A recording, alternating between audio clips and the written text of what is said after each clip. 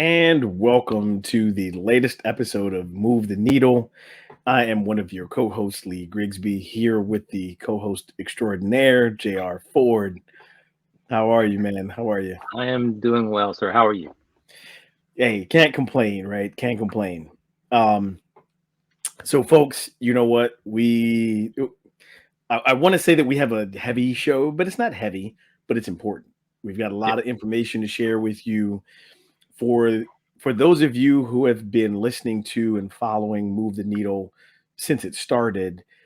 I don't know if you remember a couple years ago that we were doing audio at the time, and we did some episodes on voting and how important it was with the presidential election, but how important it was not just with the federal election. Okay, so JR and I are here again because we are coming up on midterm elections, right? So I know that we Yep. typically have some small talk and we're like, hey, but we got a lot to cover. We're actually going to do two parts.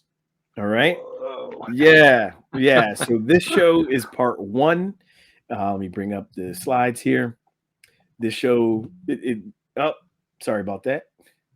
This is part one, and we will have a second show that will further the information and knowledge with some guests in October. All right, because this is all leading up to November. So, Great. um, Mr. Ford, sir, Yeah. anything that you would like to say before we jump into the information that we want to share with our audience? Yeah. It's good to be with you all again. I think from the last time you've heard about elections, the presidential elections, and now we're coming up Mhm. on the midterm. I think it's important to understand why it's important to exercise your right to vote. We're going to give you a lot of history on um, the limited access to voting that Mhm. is historical Yes. and kind of a tradition in the United States. So we're going to get into it a little bit. We're going to have some fun conversations, and I'm looking And forward to it. not a tradition that we want to continue. That's right. That's right. Not wanting to continue. So, Yep. as you see, we're talking about midterm elections. And like I said, this is part one of a two-part series that we're doing leading up to the elections. So, as you said, why are the midterm elections, or no, sorry, not why they're important? Well, that's later, but how do they affect the presidency currently? Right. And I Yeah. think that's important to understand. A lot of times, so midterms are kind of this referendum. It's kind of judging the current administration or the current Right. president, right? Yep. What their approval is, what are some of the long standing issues when you're talking about Mhm. economy and jobs. How's the president fared so far, right? Right. That's a lot of times what midterms kind of show. Yeah. um but also, so historically, right, the incumbent president tends to lose ground during the midterm elections, meaning, so whichever party is in the White House at the moment, Hmm. then in Congress they tend to lose, the party changes, so the power structure can change. Historically, since World War II, the current president's party loses an average of 26 seats in the House and an average of 4 seats in the Senate. Wow. So I just, that's a big deal, That's big especially context. Yeah. when we're talking about right now, right? Mhm. With things being so close, um, losing 4 seats, excuse me, in the Senate is, how do I put this gently? Well, I don't put it gently. I'll just put it. Yeah. That will pretty much kill any agenda that the current president wants to pass. Yeah. If 4 Senate seats are lost by the Democrats, okay. As we've seen already, it's been difficult to pass legislation. So I'm highly surprised that they passed the um, gosh, I almost forget what they called the act of the oh Which it's the environment. Yeah, they passed that together actually. yeah, I've got, folks, yeah. I'm gonna have to put it in the show notes because I'm drawing a blank on what was passed. The recent Um, was it the Green Jobs Act or no, the no, this was no? actually a couple months ago. Um, Oh the gosh, Environment yeah, Act. Yeah, yeah. see, We'll put it in the show notes.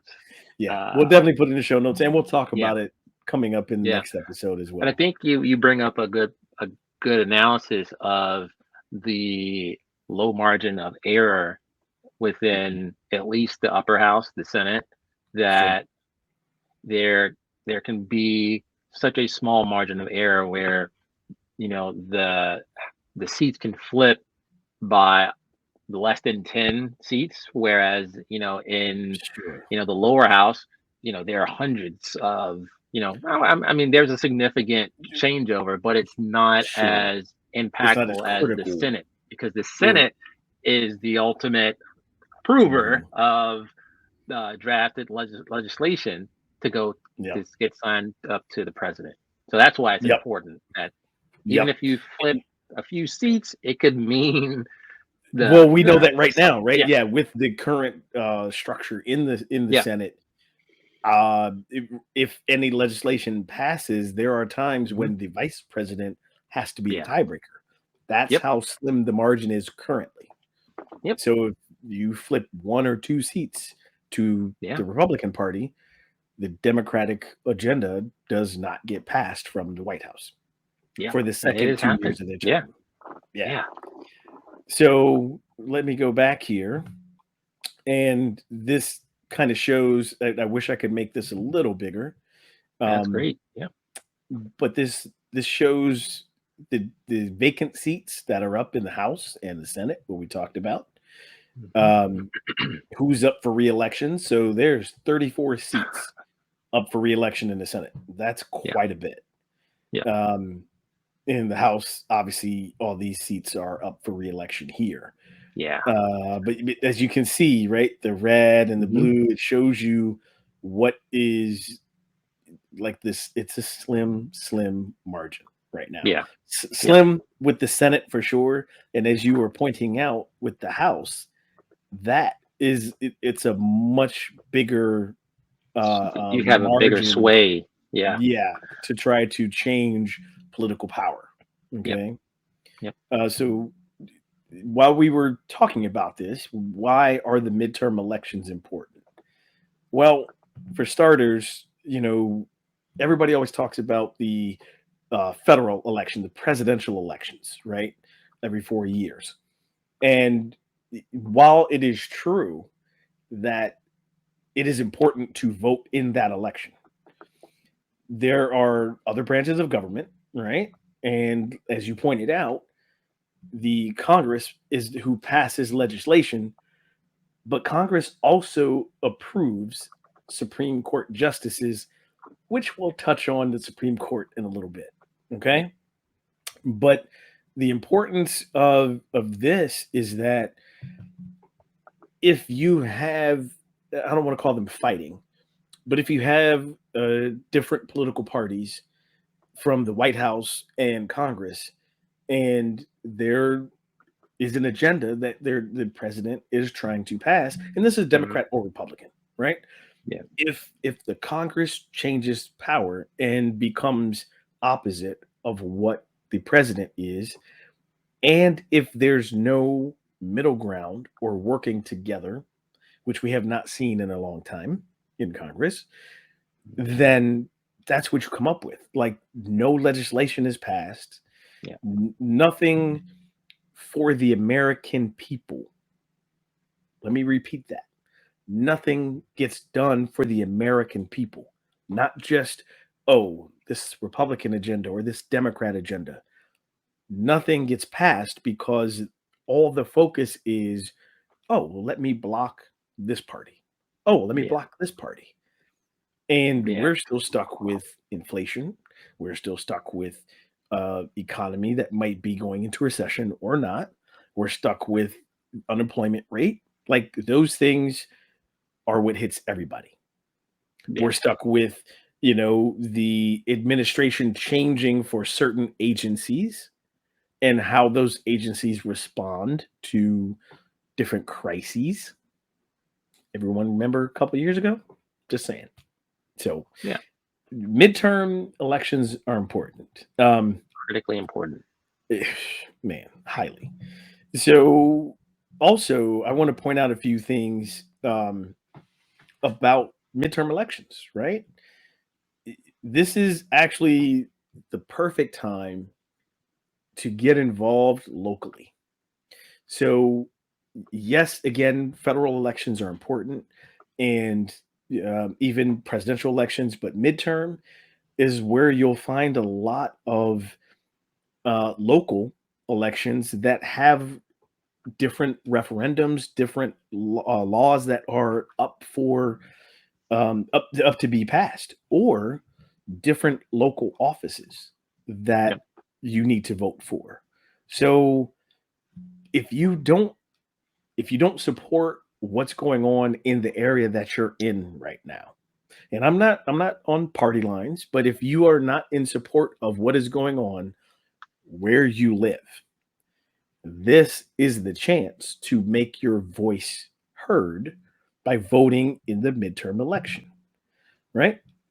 So Yep. before we talk about these links, man, um, like it, what are your thoughts on the importance of local activity and local involvement at the state level, at regional level? But what are your thoughts on Yeah. that? I didn't realize, and I think it was just, a lot of ignorance probably, when I was a younger adult, Sure. not understanding and not having the awareness of the impact that local elections would have on, where my local tax dollars might go to, Hmm. or where they're being reduced. Um, Hmm. it wasn't until, got married, had kids, Yeah. got involved in the local PTA, Hmm. at Hmm. our kids' school that I, was elected a parliamentarian. And I was like, what is Robert's rule of order? Like, what is that? But it was my first real introduction into kind of real hyper local politics, Sure. Sure. around a school budget, or, Hmm. where funds are being distributed and what programs need to be Hmm. prioritized and allocated more over others. Hmm. And, I talk about that because that provided me with a door to understand who's my local council person, for example, Sure. Sure. we definitely were, I think, more involved, when I lived, across the street from you in local politics. Sure. But, Sure. Well, you got to understand. having, yeah, Local politics is like a sport here I in know, DC. in So DC, yes, like if you're not doing that, what are you doing? Now, why are you here? Why are you I know, here? are you? Exactly. But that was really my introduction into why midterm elections and local elections were Hmm. important. It Hmm. was, no kidding, talking about, how's the budget going to be allocated for, our kids' school, in the district in that particular zone. Hmm. So right now, as a burgeoning, mid 40-ish man, um, over the past probably 5 to 8 years, I have Hmm. certainly become much more aware of politics because it is it has been around us. It Yes. has been Yes. turned into entertainment.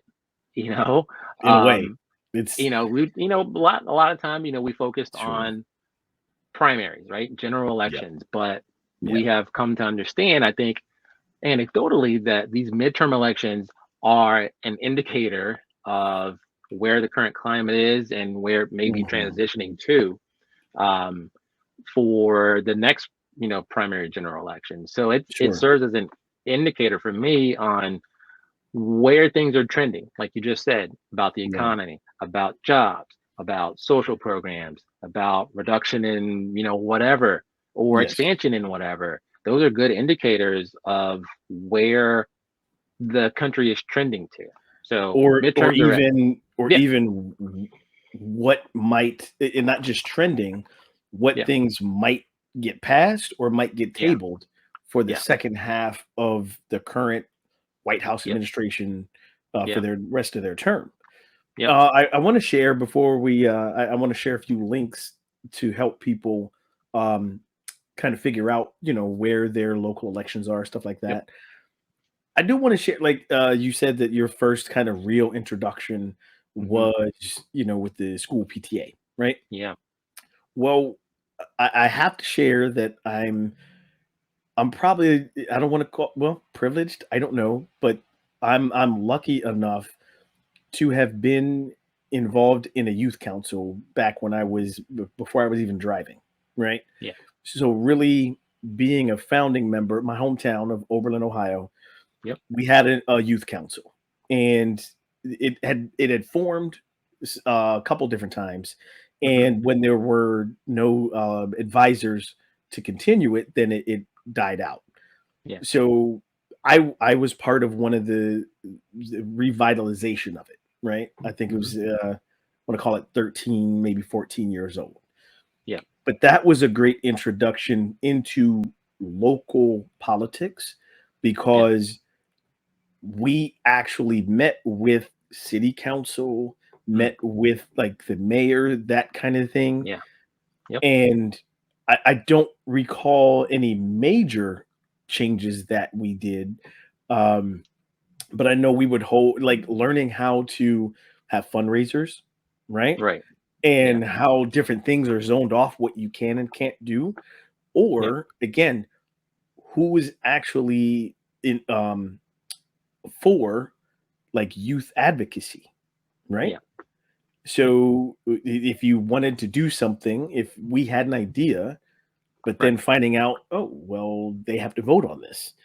yep, And oh, what do you mean? Everybody's not voting for it? What's that about? yeah, yeah, Why not? This is a yeah, good thing that we're coming up with as the right, youth, and you all are complaining about us, yeah, like that kind of thing. right, So I was definitely introduced to that at an early age, and I'm mhm, grateful for that mm, because it had me have an awareness of then wherever I lived. mhm, Again, yes, federal general elections, the presidential elections, those are always important, right, but you have such a bigger voice. You have such a bigger, the vote counts more, and I hate to say it that way, yeah, but your impact is greater yeah, in the area where you live. right, That's and so obviously every state is different because they're different with the population, yeah, but it is super important to really understand locally what's going on and what yep, the officials, what they stand for.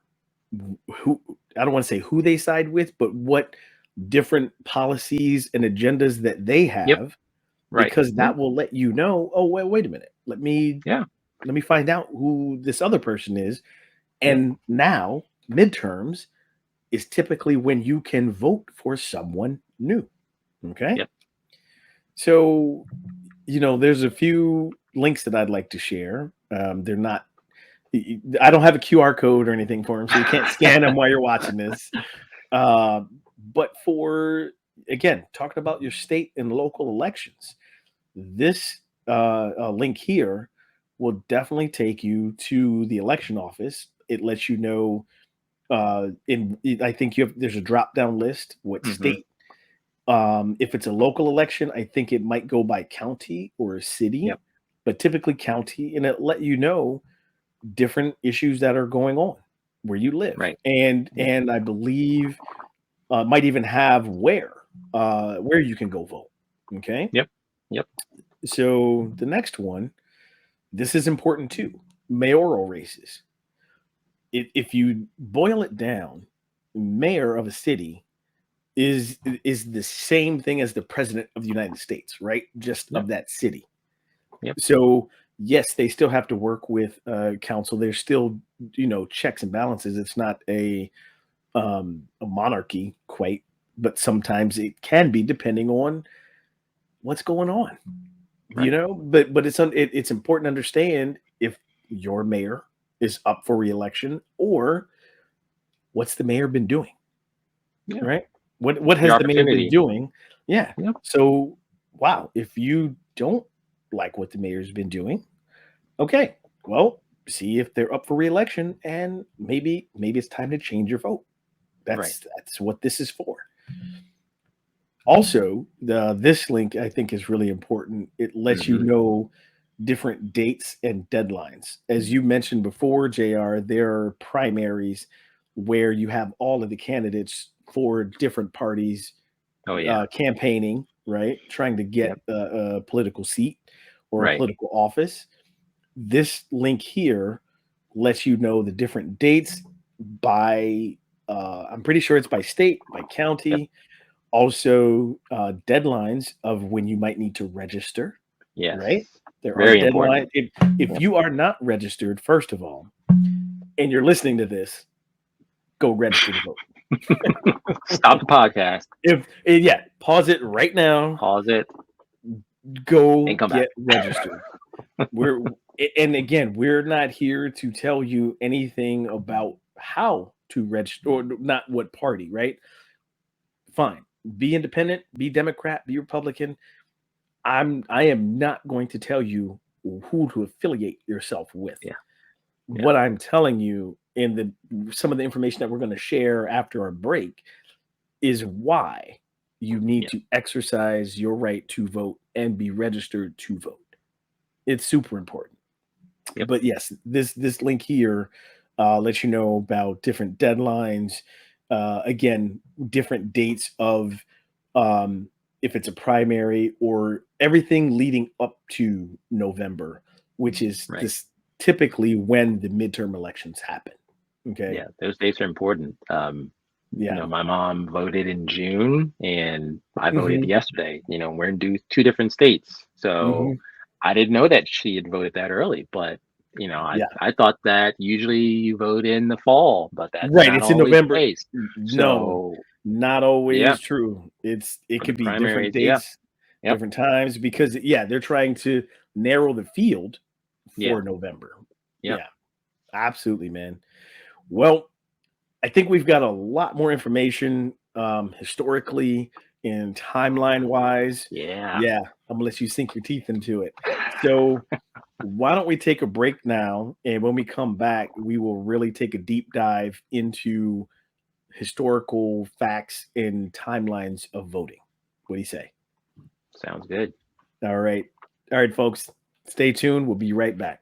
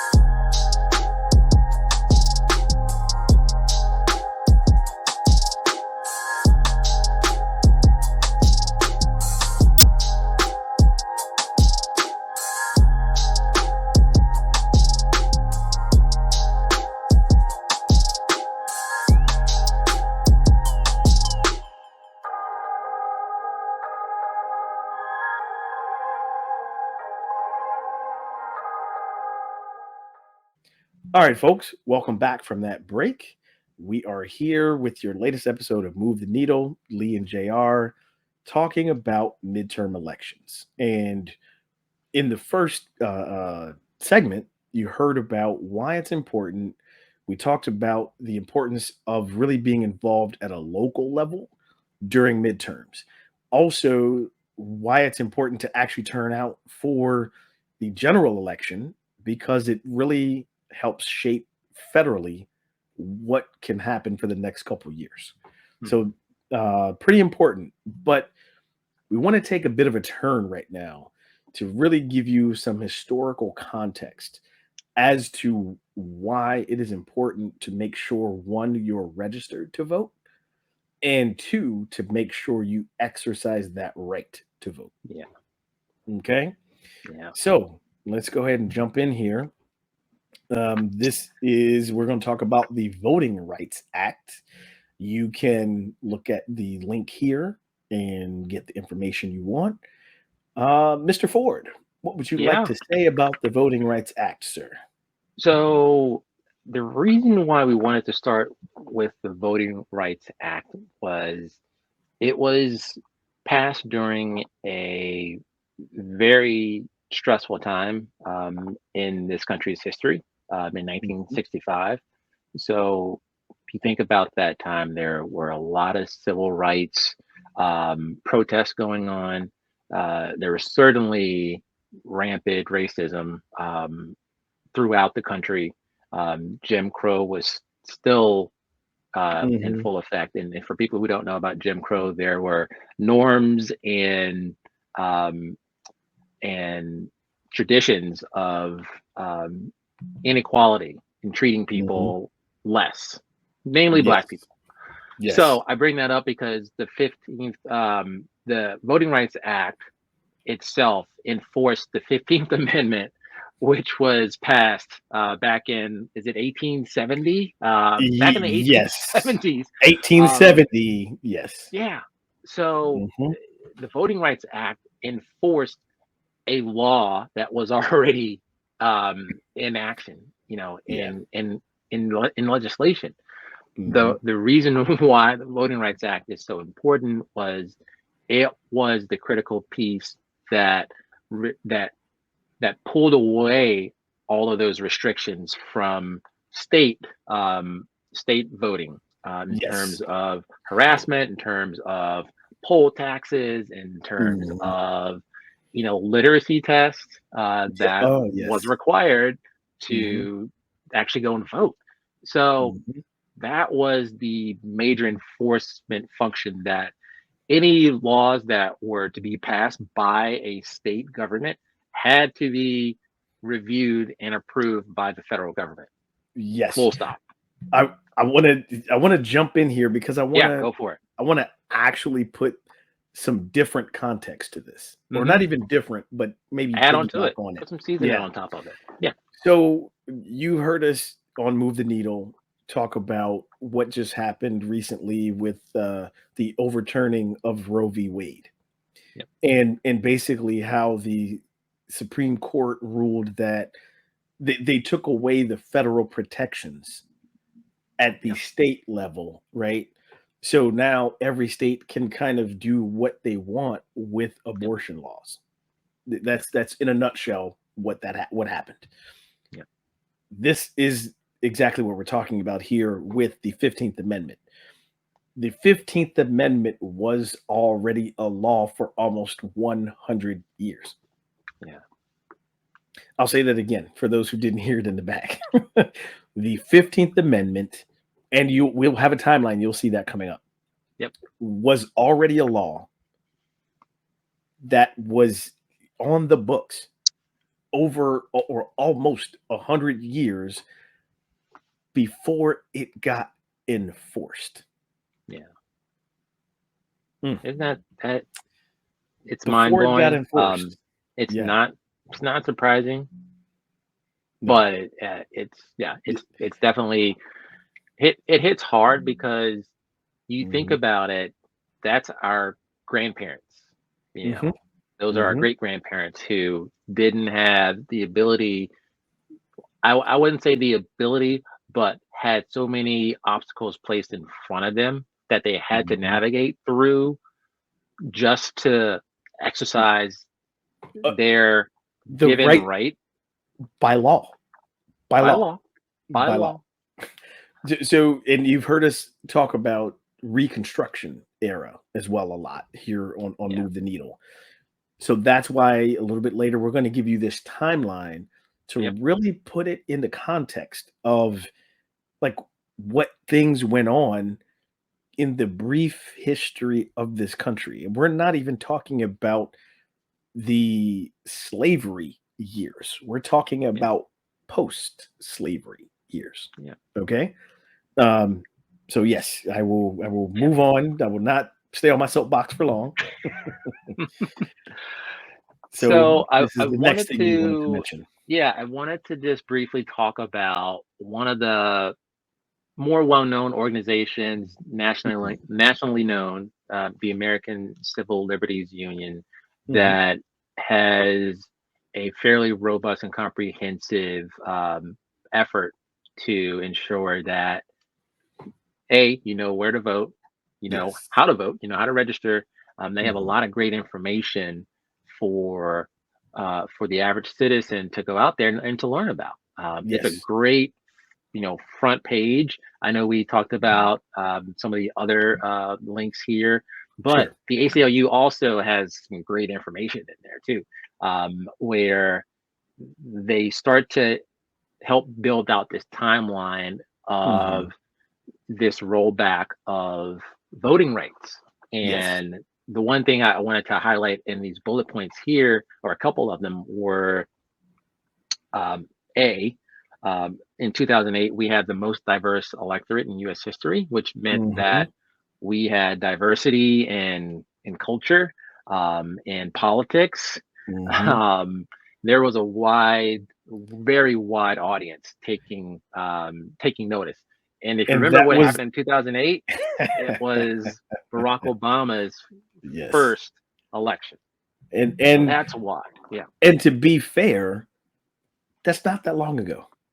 It's not. It's That's not. not that long ago. Yeah. That's it really is not. I mean, I It's like know a that teenager's age, you know, ago, you know? yeah. You know, We've gone on 16 years. yeah, Well, 16 yeah, years is not that yeah, long from and when we the had other, yeah, oh, I wanted oh, to just that first bullet yeah, point. yeah, I'm just searching for the words. yeah, It it took until 2008 to have the most diverse electorate in US history. yeah, It took until 2008 to have the most diverse electorate in US history. yeah. That's something. Yeah, It that's saying a shouldn't lot. yeah, it But is. I think there's also this assumption that everyone has access to vote, and you know, and I think Mhm. we sometimes put guards, you know, or you know, we have tunnel Or like vision about blockers. Yeah, access to vote, you know, sure, availability, you know, sure. access to your polling location. Well, if you think about it, also in 2008, when Barack Obama was elected, Mhm. he was the first person of color, Yes. non-white male to be Mm, elected as president. mm.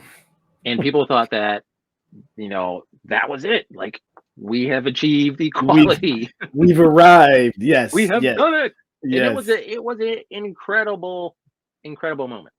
Absolutely, But that absolutely. was one of those moments that we can talk about and will go out, you know, go through history as a milestone in this country's Mhm, evolvement, you know, and maturation. mhm, The other 2 points I wanted to quickly touch here are also leading up to um, the 2013 um, mm. decision by the U.S. Supreme Court was Yes. the surge in state level measures to Mm, restrict voting access. So in 2011, 2012, there was this mhm, huge surge at the state level to start to restrict access to votes to mhm. voting. And we'll get into a bit more of that, but these are some major kind of current events that have led us to kind of where we are now that has really kind of, I think, has eroded some of the integrity in what we feel that this is a democratic voting process. So, Yes, and I wanted to piggyback on something you said. yeah, So back in 2008, huge momentous occasion where yep, the first person of color was voted, non-white male was yeah, voted in as president of the United States. yep, And the reason that we're pointing these historic things out is, progress is moving forward, right? And once you get to a certain milestone, once you get to a certain level, the goal is to always evolve from that level right, forward more, right? yep, What we have seen since 2008, um, it's not just political, right? While there has been more awareness of diversity and more call for celebrating diversity on many different levels, racial, gender, all of that, what we've seen is such a pushback on diversity, such a pushback. So while you can't do it legally, hmm there are loopholes in things that politicians play with and try to manipulate in order to roll back the timeline to some things we'll show you. yep. So just wanted to point that out. I'm going to move on to this next slide here because All this is right, what really yeah, talks about what the Supreme Court did in 2013. yep. Go ahead. Go for So, yeah, yeah. So if you recall what what we talked about the gutting of the Voting Rights Act in 2013, what it. that really meant was the the pre-clearance, the pre-approval of state voting laws that Hmm. was enacted in 1965 through the Voting Rights Act. That amendment, that sub-amendment, that sub-language was removed in the decision that was decided back in 2013. I don't Hmm. recall what the case was, but it essentially removed that pre-clearance out. Hmm. And now states could reenact uh, voting restricting legislation. And that's what we have seen for the past 9 years. Yes. So even Yeah. to your point, Yep. I want to string my own timeline together, hmm even though we have a Yep. timeline for everybody. Yep. So let's just say 1870 was when the 15th Amendment was made law hmm about the right to vote. We fast forward, it doesn't get enforced until almost 100 years later in Yeah. 1965. Okay. Yep. So then the you this I'm gonna try to bring it down a little bit, but this is why the Yeah. midterm elections and elections are so important. Yeah. So then from 1965, we go up until 2013, okay, with the evolution of equity to vote, not equality, equity. Okay. So in 2013, the United States Supreme Court that should make rulings that are fair and just for all American people decided to remove and strip some of the language that really was the heart of the Voting Rights Act that enforced the law from 1870. Right. So, really, in 2013, we were trying to roll back everything that was before 1870. Yeah. I wonder. I don't know what the case was, but I wonder what was in the decision. What was Sure. in the public decision that was I made. and I don't remember the case either, but I know it Yeah. was 5-4 decision. Yeah. So again, this is what matters when you're voting in a presidential election, Mhm. you're voting in a midterm election. You are voting for people who put Supreme Court justices in place. Now, we don't vote for them. We probably should, but we don't. And Yeah, their terms are typically for life. yeah, So that's as you huge. as you Yeah. see, they were already kind of rolling things back Mhm. before they got to Roe versus Wade. Okay? Yep. Before that. Okay, moving Let's on. keep going. Let's keep going. Ready for more? All right. Well, All we right. talked So about the timeline. So here we this is go. where we get into the meat and potatoes of why the country is at this precipice and has been at this precipice Hmm. for the, I want to say, for the last 8 years or so. Why Oh, we're well, here now in terms of voting integrity and trust. So let's get started with the before we hit the history. Yeah. timeline, I'll come out Yeah. and say it for you. Yes. We're here because of the clown show that has been in place from 2016 to 2020. Well, you're not Yes, supposed to say it in front of company. I and I say that, folks, not to demean any political party, because that display of administration was not about politics. No. It was not about politics at all. So, yes, that is my personal opinion. And yes, I am reflecting it for myself. I am not Yeah. saying anyone else has to feel that way. There No. are several But who do, several who don't. yeah, that was Anyhow, certainly, yeah, certainly a yeah, lightning rod moment, to say the absolutely. least. Yeah. Absolutely. So I just had to say that. I will move on to the timeline. Yeah. Yeah. Let's go for it. All right. Absolutely. So this country was created 1776. Yay. We got the Declaration of Independence, Bill of Rights. What? Who can Yes. vote? What? Only Oh, property owners can vote. oh, wait a minute.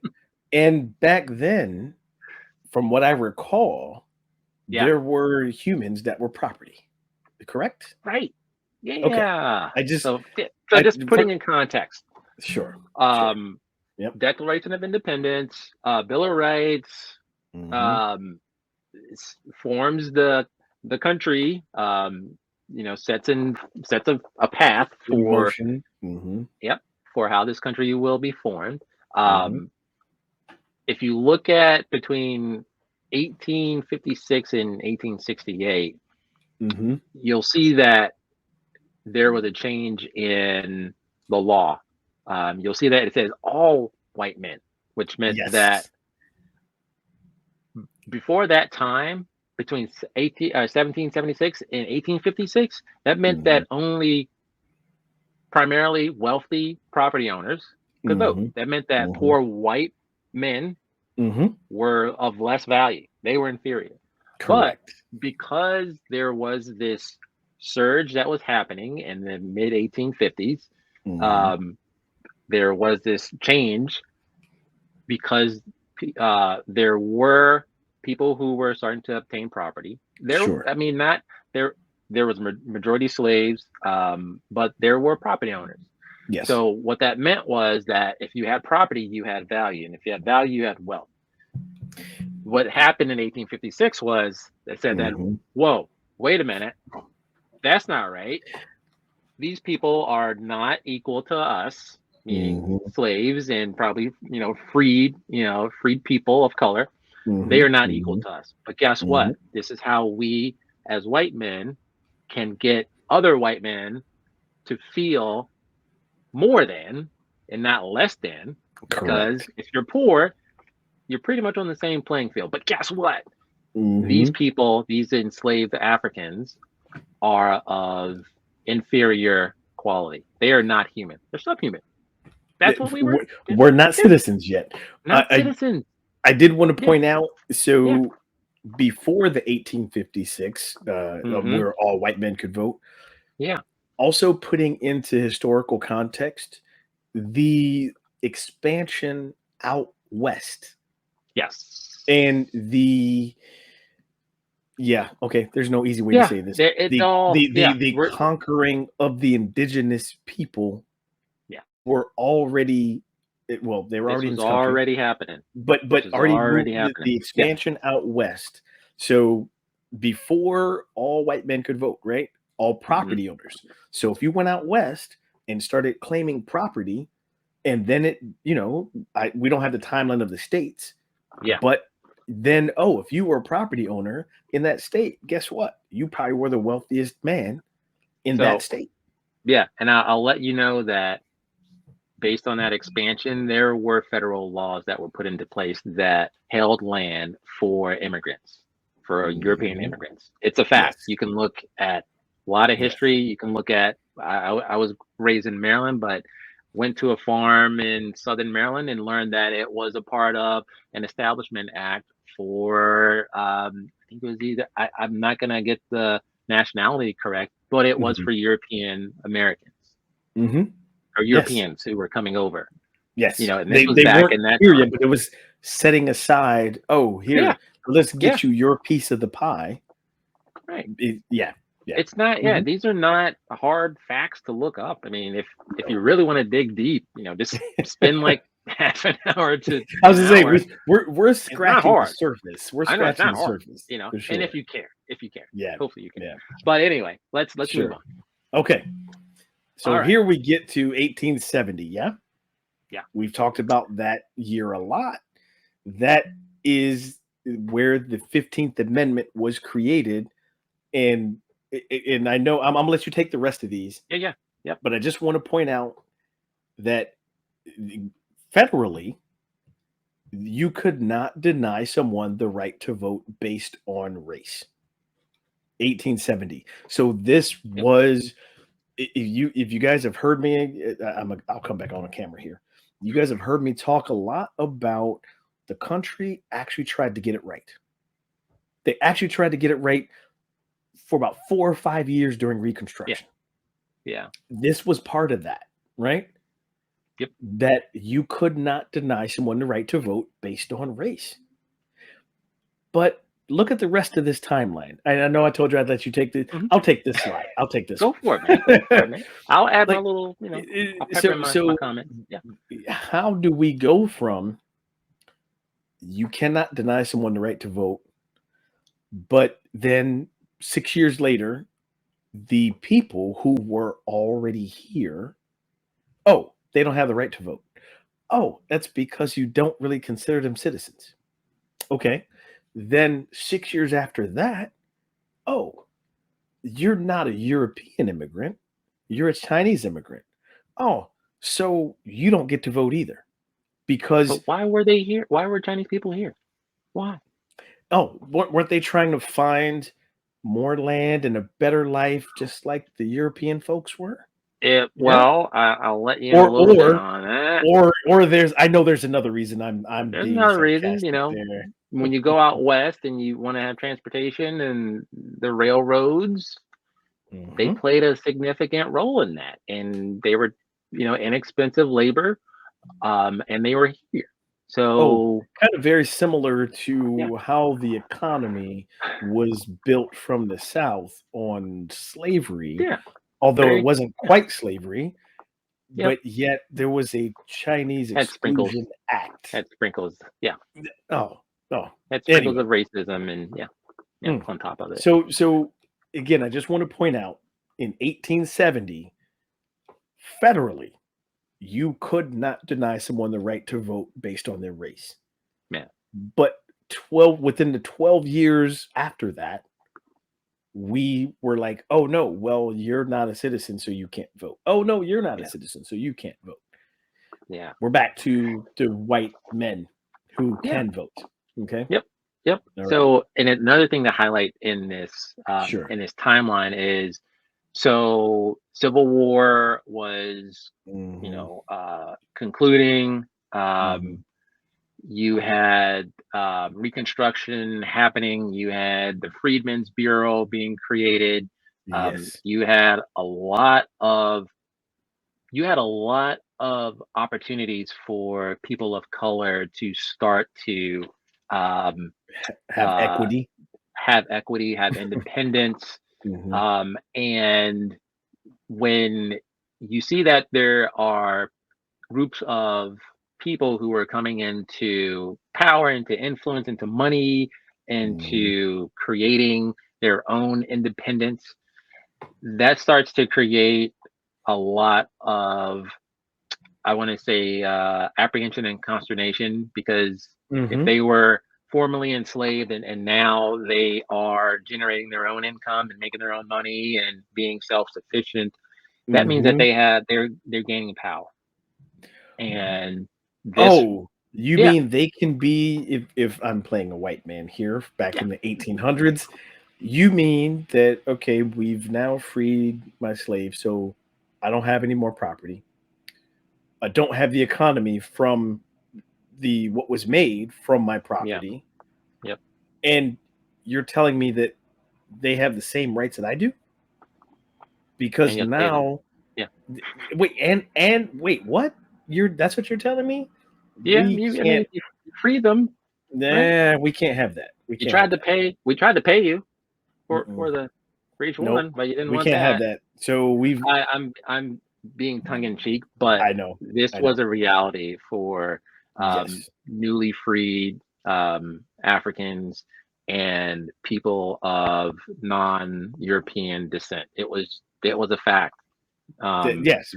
yeah, This is just a brief description with this timeline yeah. here. We're So touching. We're skimming the top. not even digging deep. Yeah, So yeah. Anyway, yeah, we'll jump into the yeah, 1900s now. yeah, Okay, go for it. yeah. So if you think about, you know, women's suffrage and Hmm. equality in the early part of the 20th century, you think about women's right to vote, um, Hmm. and this huge movement by a lot of pioneers and advocates, um, Absolutely. you know, for the equality. That was great. It helped to drive a narrative and a conversation that ultimately granted white women the right to vote. Hmm. It just didn't grant black women, black men, anyone else the right to vote. Nope. And I think that's something that when you talk to, or you ask questions about women's suffrage around Hmm. that time, it was Hmm. not inclusive. And that is, if you dig a little deeper into the movement, it was Hmm. not inclusive at all. No, and I Um, mean we highlight that with in 1926 in Birmingham, Alabama. yeah, yeah, yeah, You absolutely. know, that's a Exercising fact. their right. Hmm. The audacity. I think back to all these different events, that we're Hmm. highlighting, and to imagine that there was a large part of society that had the audacity to restrict my body, my mind, from Hmm. doing what is a right that everyone else, had the ability to do, Hmm. or at least people that lived in this country. So Right. it's really eye opening to think that people peacefully protesting for their right to vote Sure. were attacked by Mhm. other citizens and by police and A- by law enforcement. And I even want to point out just what we highlighted here. Hmm. This was election officials, Hmm. not citizens, not the police force, right? State Not government, local the government officials. election officials in Birmingham did that. Hmm. 1926, Yep. you know? So, yes. Yeah. So, yeah, I know we we touched a little bit on the restriction of Chinese Americans, Hmm. and we see that being reversed in the Asian community being granted the right to vote. Hmm. Um, and it took about 13 years for the Voting Rights Act to come to light. Why is that? If you if you think about that time, 50s, the 50s and the Hmm. 60s, you Hmm. had the civil rights movement growing over the Hmm. years. Hmm. By 1965, it had hit an ignition point where we had the Voting Rights Act, we had the Civil Rights Act. We also had a lot of turmoil in throughout the country. We had Hmm. a president who was assassinated. We had major civil rights icons who were assassinated during that Hmm. time. Yep, Something had to be done, absolutely. and this And was it, the Voting Rights Act. again, just to clearly put my own timeline together in the timeline that we're showing you. Yes, the 1965 Voting Rights Act enforced the 15th Amendment that was on the books in 1870. Of the Bill of Rights. The Bill of Rights. 1870. It took Yeah. almost 100 years to enforce a law that you could not basically deny someone the right to vote based on their race. Why did that Yep. take 100 years? And I also wanted to point out what we've been showing you. It was not just about black people, right? Yeah. Or the newly freed Africans who had been enslaved. Hmm. As I've been saying all along, the system was designed to keep white men and white male property owners in power. That's what it was designed for. That's Yeah. why we're showing you this timeline. Because now, when there was pushback, or when, as you so eloquently put, when people were starting to get independence, when they were gaining wealth, not at the expense of people who are already here, Hmm. but Yeah. generational wealth, the powers in place then said, oh, wait, that's becoming too equal. We can't have that. Right. So that's where all of these non legal but loophole tricks started to happen. Okay. Oh, man. Sorry. It's a lot. Had to come No, out on camera for that one. yeah, it's a lot. Yeah. Um, Yeah. you know, I from the last 20 years, we've seen a lot of um, efforts to return voting rights to citizens. Hmm. Hmm. People may have read about several different stories on former inmates and former Sure. federal convicts having their voting rights restored. I think there was a huge effort in Florida. Hmm. Yes. To help restore voting rights For returning for citizens. formerly incarcerated, for returning citizens into society. That was part Um, of the yeah, podcast episode that we did 2 years ago.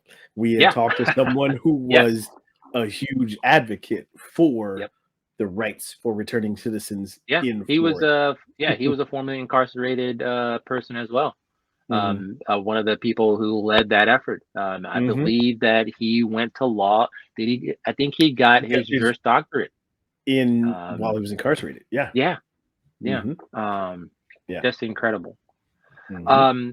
Just to touch on a couple of points here about we've touched on this a couple of times about the Supreme Court um, deciding to weaken voting rights by removing Hmm. the pre-clearance language from the Voting Rights Act, Hmm. which in essence directly enforced the 15th Amendment.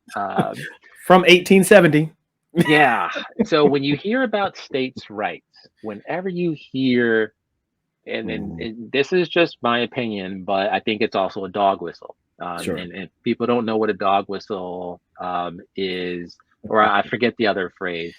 Um, if you hear those types of phrases and Hmm. you hear about states' rights, what it really is talking about is returning the limitations that were set in place in a time where race and independence Hmm. were being promoted.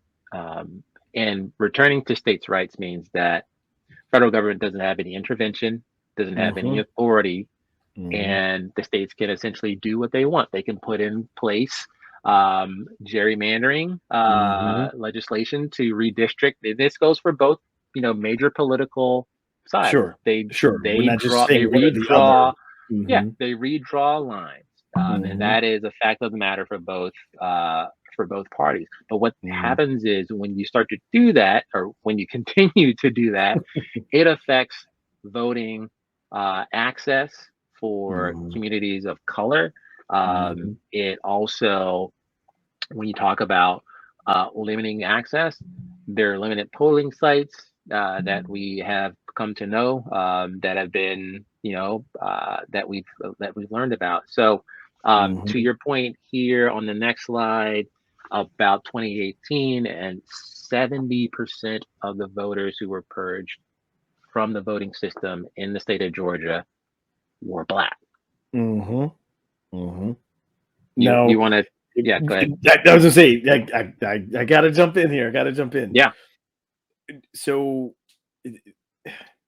yes, let's start with, should they have even been purged from the voting roll in the first place? Right. yeah, That was a one. The purging was one way to control this equity of who was actually exercising their right to vote. So the fact that 70% of Georgia's voters were black that were purged from the voting system means that they've got to go through the process all over again. So imagine showing up to the polling place, you have no idea that you've been purged. Like you didn't get a letter, you didn't get an email, you didn't get something. You just show up with your ID and like, "Oh, no, you're not registered here." Well, I voted 2 years ago, 2016, right? How am I not on the roll here? That is something that happened, you know? yeah, This tends to happen with the counties. It tends to happen in the metropolitan areas because that's where a lot of people of color are living. yeah, There's less concentration of people of color in the rural areas. yeah, But understand that the gerrymandering and the purging of the voter system, all those affect everybody. yeah. It just so happens that one of the things we're pointing out was in Georgia, right? Hmm. But imagine if you're what should happen, right? What sounds fair and what sounds equitable is based on the population. So if you are in a heavily populated area, not any particular race, heavily populated area, that area should have more access with voting polls, voting Yeah, registrations. That just yep, makes sense. The more people you have, the more access you have to that. That's not trying to exclude rural areas with less hmm, population, but more heavily populated, more access so that it's easier for people to exercise their right. As a coach, I want to help with this little mindset shift here, right? hmm, As a coach, when you are talking about how to get people involved, right? And I'm even talking about life. The one thing that we as humans do is do something that's convenient, right? When you're talking about your eating habits, when you're talking about your exercise habits, if it's hmm, not convenient, you're not going to do it. yeah, Why do you think fast food is a $1 billion business? Because it's convenient. It's not the best thing, but it's convenient for you, yeah, right? So imagine now, take that mindset and apply that to voting. If you make it convenient for people to vote, guess what they're probably going to do? They're going to vote. Okay. Yeah. Yeah. Is as easy as it is to scroll through Instagram and see an Instagram reel, be on TikTok, on Facebook. Now, I'm not pushing the social media sites should have a say in this. Yeah. What I will tell you is there is technology available that would make it a public record and make it easy to vote. I'm going to throw out blockchain technology has Yeah. existed for some time, and a lot of you have heard blockchain technology in the terms of cryptocurrency. Yeah. It exists in terms of paperwork, and I use paperwork loosely because it's not really paper, it's digital, but Yep. it exists in terms of contracts, but it is an easy public record of every transaction. Yeah. So you could easily, we are all tied to some type of technology these days for the Right. most part Yep. Yep. on a cell phone. You could easily have voting done with blockchain technology. It's a transaction that's a public record. Cannot be There, changed. it cannot be changed. It cannot be Yep. duplicated. You can't do it Yep. twice, Yep. and it would be easily accessible. It Yep. would be convenient. Yep. But I digress. Yeah. I It's there are you. ways Yeah. when you want to change, there are ways to do it. When this country So wants to change. yeah, Yeah. there Yeah. are ways to do it. That's why we're not arguing with our viewers and listeners about Democrat or Republican. That's not what we're talking about. Yeah. Because both parties have had numerous opportunities to actually make real change. Yeah. Yep. But that's why it's up to us, the citizens, to hold the elected officials accountable for what the system is supposed to be. Yeah. And Yep. if they don't do that, there are people who choose other avenues. Yeah. Your vote matters. No It matter does. how insignificant or irrelevant you feel that your vote may be, it Yeah. actually does matter. It can, one vote can change how much your child's school district zone will get It, for, their future budget. hmm Yep. It could be as simple as that. It affects what type of um, health and social services your county gets, Yep. right? Yep. It can determine which hospitals open and which ones close. You know, Yep. there is so much involved with understanding how much your vote counts and who you're actually voting for. Hmm. Yeah. It is Yep. critical to pay attention Yeah. to. Yeah. Man. Well, Whew. folks, this has been the first part of our two-part series of midterm elections. Yeah. Uh, we hope that we have brought some education for you. We hope we have enlightened you with the information that we've given, and we hope that you are actually thinking for yourself about, well, wait a minute, how can I get involved? Yeah. So if you need to watch a replay of this episode, look at the links that we shared. They will be in the show notes as well. Also, want you to stay tuned for part 2 that's going to come up in October. Yes, we will end up having some guests on here, okay, that will talk about the importance of voting. Maybe we'll dig deeper with returning citizens. We'll dig deeper on different local issues in different states and why it's important. So, we appreciate your time with this episode so far. You can find us on Google Podcasts, Apple Podcasts, Spotify, Amazon. You can find us on YouTube, and you can find us on Traverse TV, which is a new streaming platform. There's also an app that you can download for that as well. So until part 2, this is Lee and JR signing off.